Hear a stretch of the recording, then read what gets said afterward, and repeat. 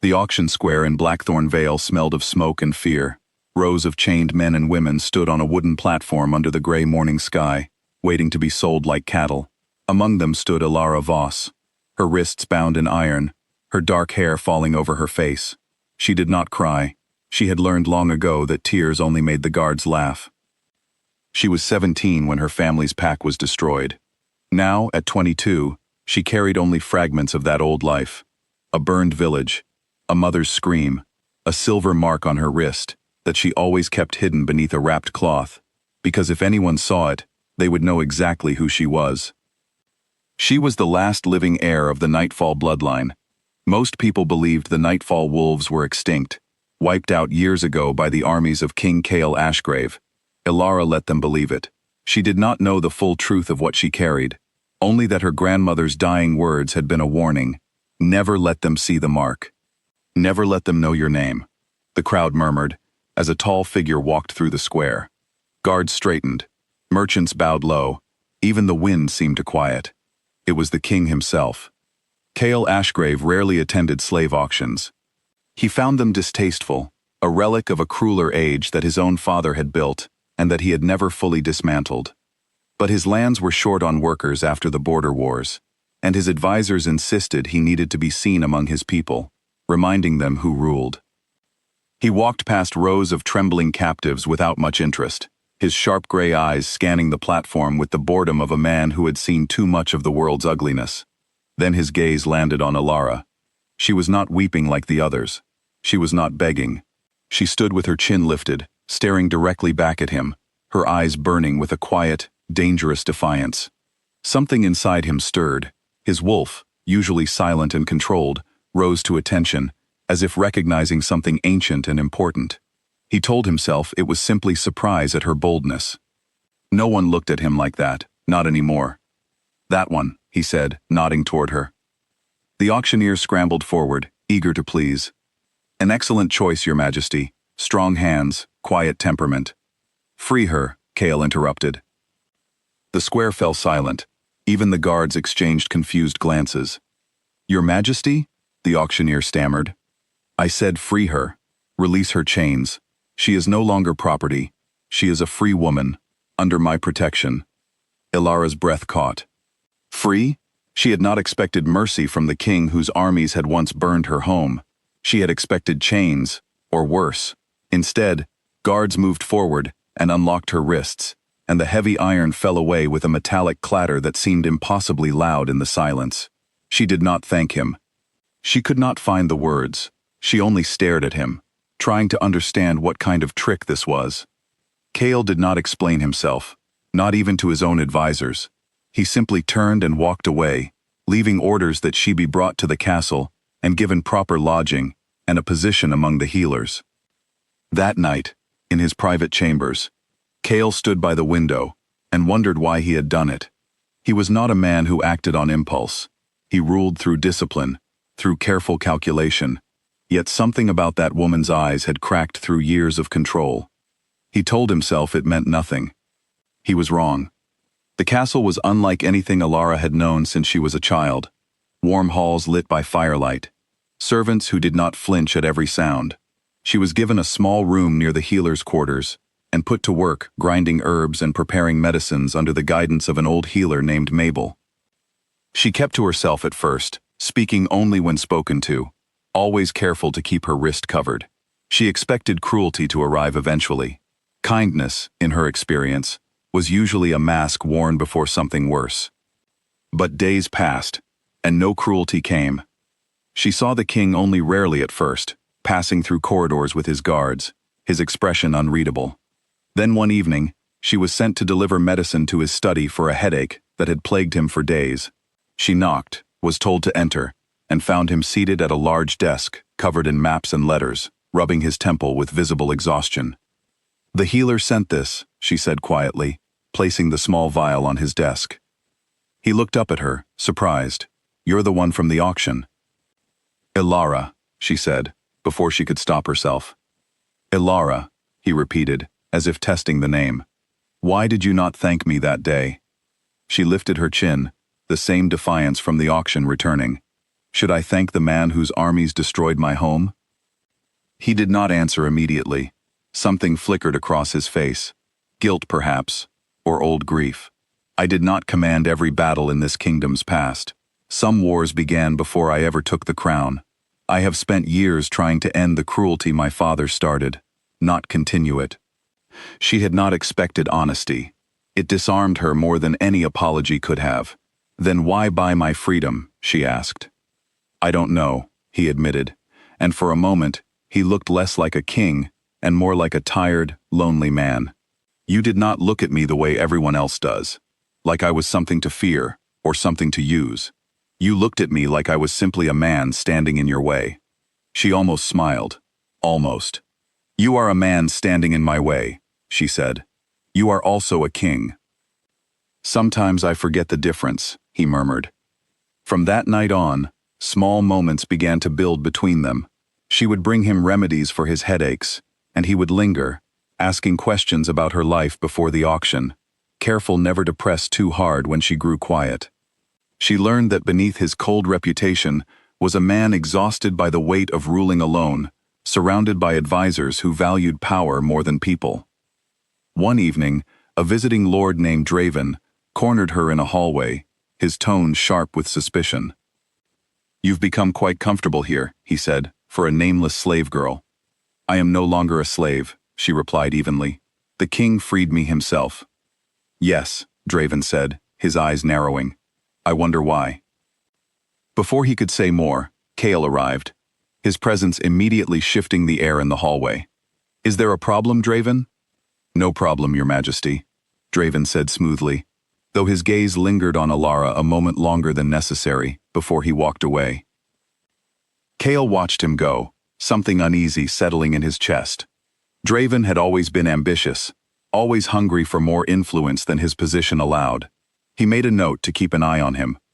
That night, walking Alara back to her quarters, Kale found himself asking, Is there something you're not telling me? Her heart pounded. She thought of the mark on her wrist, hidden beneath fabric.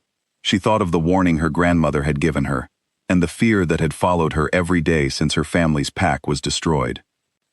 Everyone has things they don't tell, she said carefully, even kings. He studied her for a long moment, then nodded, respecting the boundary she had drawn, even if it clearly troubled him. But Draven was not so willing to let it go.